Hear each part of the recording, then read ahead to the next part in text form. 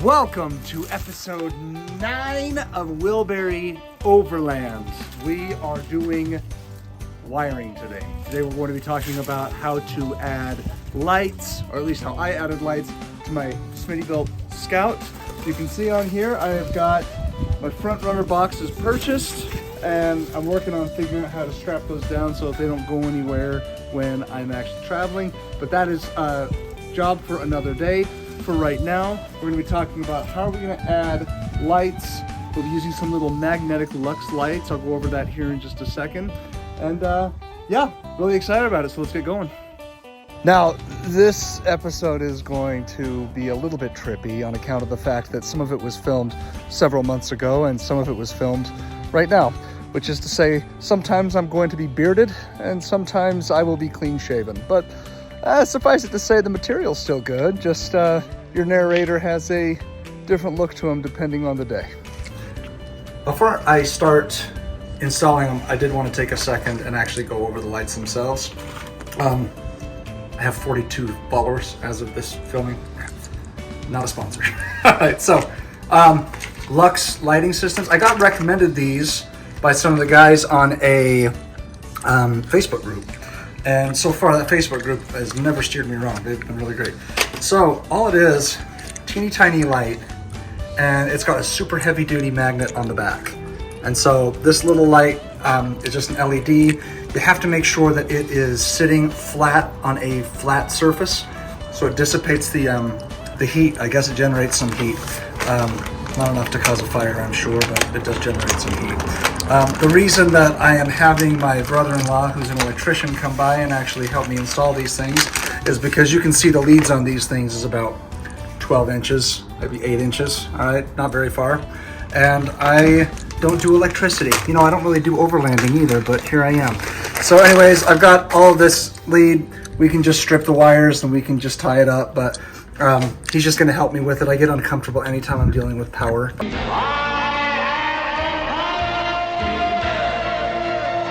Myself, I don't like it.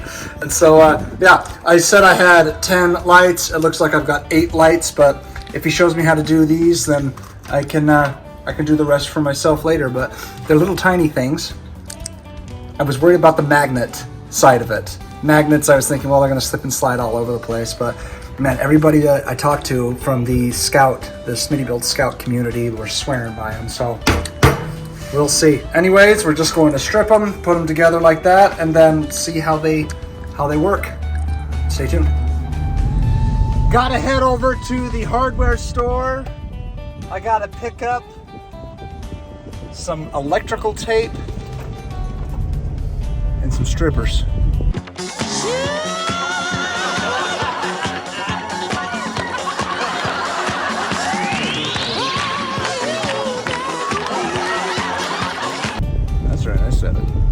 I said it. My brother-in-law, as I was heading out of the driveway, said, man, you should have taken my Jeep. He's got a cool old Jeep.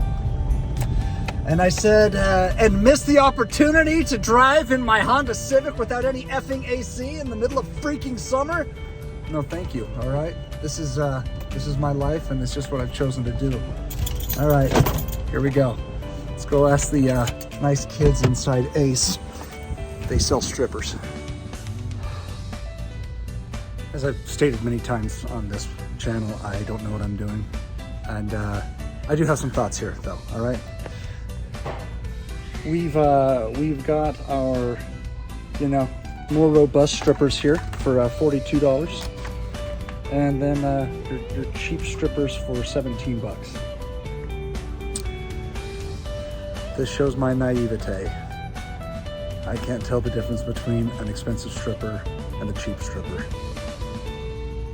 But I'm a cheap man, so I'm going for the cheap stripper. They say you get what you pay for. Let's do this. So I just got a notification on my phone that the heat dome has settled in over southern Utah, which is where I live, or over the state of Utah, which is where I live. And I'm gonna be honest with you, this is not nearly as fun or entertaining as Pauly Shore's hilarious Biodome from the 1990s.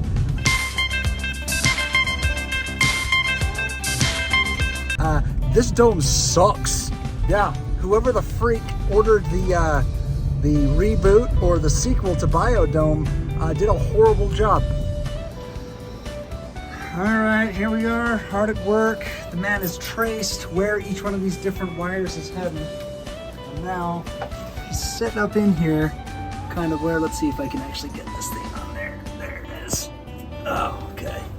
So we can see here, we've got the light. He's got the wires hanging down. That's where the light's gonna be able to sit. I really like the magnet a lot. And so he's just running the wires right now. We're gonna put one in this cabinet, one in that cabinet over there, and then 3 in the back part. And that'll leave me with 1 extra one. That's my brother-in-law, Jake, right there. Ugliest tadpole in the pond, but what do? I guess the dating pool was not that robust the year that my sister got engaged. So anyways, yeah, here we go. We've got the panel and we've got everything getting started. And next stop, we'll see some light. After watching him go at this for a minute, I was really impressed by how simple this is. That once you've got the basic rocker switches set up like we've got on here, hooking it in is really just a matter of making sure that you've got wire that's long enough to get to it, and then which switch do you want to turn on which bulb. So yeah, this was a lot easier than I anticipated, and actually went a lot faster than I anticipated it would.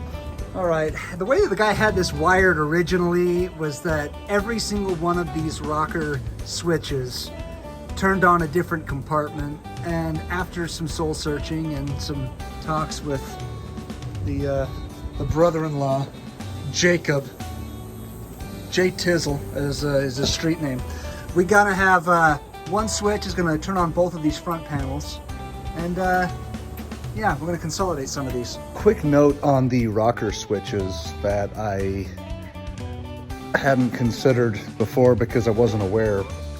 All the ones that are pre-installed on the Scout are just little stickers. And I was worried at first that, man, none of these switches are gonna correspond with what I actually have the switch going to, but all they are just transparent stickers. So swapping those out is going to be real easy. I'll just order some new stickers to help me know what each switch turns on. But yeah, really smooth, really easy. Easier than I thought anyway. So without further ado, here are the lights in all their glory. I had to wait until it was night so you could actually see how much they put out. And yeah, I said it, they put out quite a bit. Yeah, this episode's full of it. We got strippers, we got lights that are putting out, got everything. Not safe for children. Also, I've already taken this off on some bumpy old roads already. The magnets hang on tight. It doesn't dangle down. It doesn't fall down. It's really everything that I would have wanted, and I'm really grateful for the suggestions. So anyways, these Lux lights, highly recommend. Of course, I just barely got them, so we'll see how I feel about it 6 months from now. And that is it for episode 9er. Really pleased with the way that it turned out. I have decided for sure I'm not done with the lights, so there will be a part 3. And the part 3 is going to be adding a couple of lights on the back of it, on the actual exterior of the trailer, that can shine down into where I'll be grilling. That way I can see. I'm not gonna have to have some exterior light, something like a lantern or something. I don't want to use that. I'd rather have something directly from the trailer. So adding a couple more lights still, but I believe that our next one, I have gotten word, my truck is en route, and so I will be going over receipt and my first thoughts and impressions of my 2024 off-road Tacoma TRD iForce Max. Looking forward to it. See you then.